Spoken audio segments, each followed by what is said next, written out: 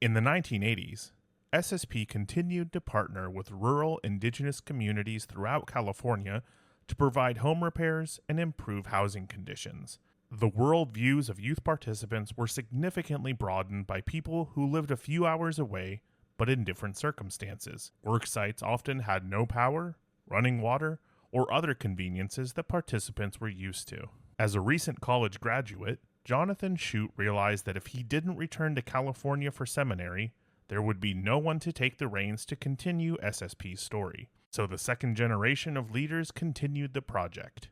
Jonathan hired SSP's first spiritual program coordinator, Lee Krahenbuhl, a fellow seminary student, to strengthen SSP's impact and the spiritual formation of youth participants. Joining us via video to share his story is Reverend Jonathan Chute of Rolling Hills United Methodist Church.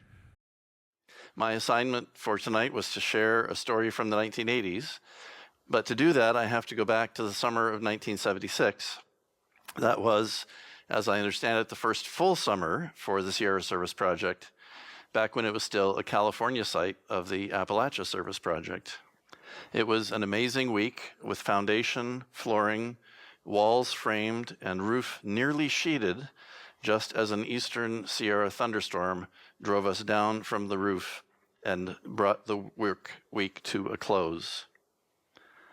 On Saturday morning, the church bus was loaded up and headed not for home, but on to Yosemite National Park, where we camped for 2 nights. Half Dome was climbed, songs were sung, food was gobbled, and my friend Martin Gollery, but Marty back then, whom I had really just come to know, well, Marty and I had seen the t-shirts for the Yosemite Mountaineering School with its slogan, "Go Climb a Rock," on the back. It had to be his idea, but it was obviously perfect coming off the week that we had just had, when he suggested the Sierra Service Project ought to have a shirt that said, "Go Fix a House." We made a couple of efforts to figure out how to get that done. But the project was a little shakier financially back then, and Floyd and Janet, its first 2 directors, had other things on their minds, like keeping the project alive. Flash forward to the summer of 1983, when we were based in Etna, California, a little ways to the southwest of Wairika. I served as director that year, and while I also had other things on my mind, I knew that the moment had come to pull off the first ever official Sierra Service Project t-shirt. It was my first year at Pacific School of Religion in Berkeley, and I found a graphic design shop within walking distance of my dorm room. There I purchased a couple of sets of thin, self-adhesive plastic letters and some Bienfang graph paper.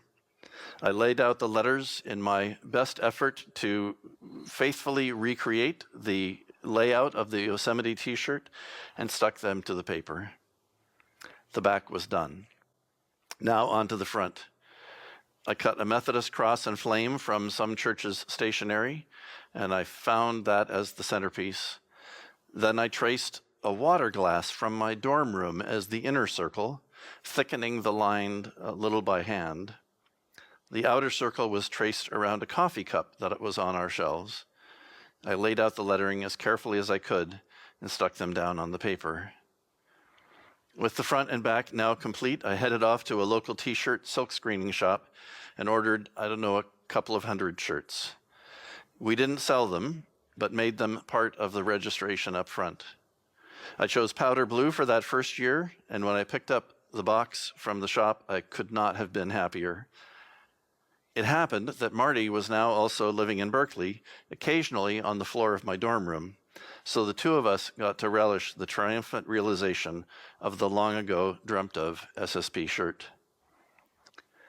It won't surprise any who know me how happy I was, and still am, that from time to time, the current leadership of the project have chosen to reuse that original design for special occasions, like the 50th anniversary.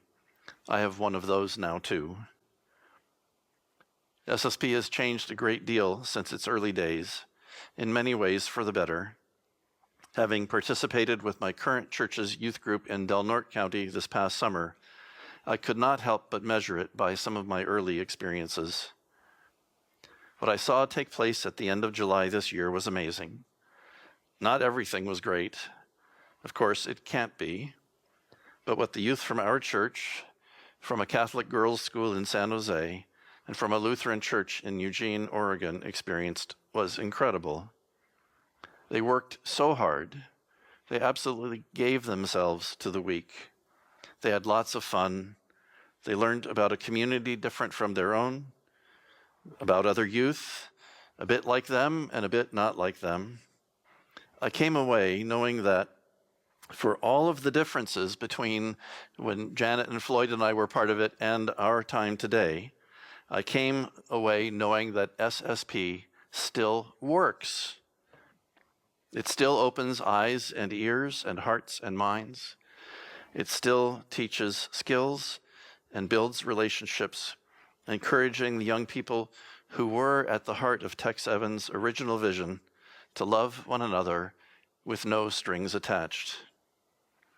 Congratulations to all who have been part of building this amazing 50-year history from its beginning through its early years to the present day and beyond. Well done.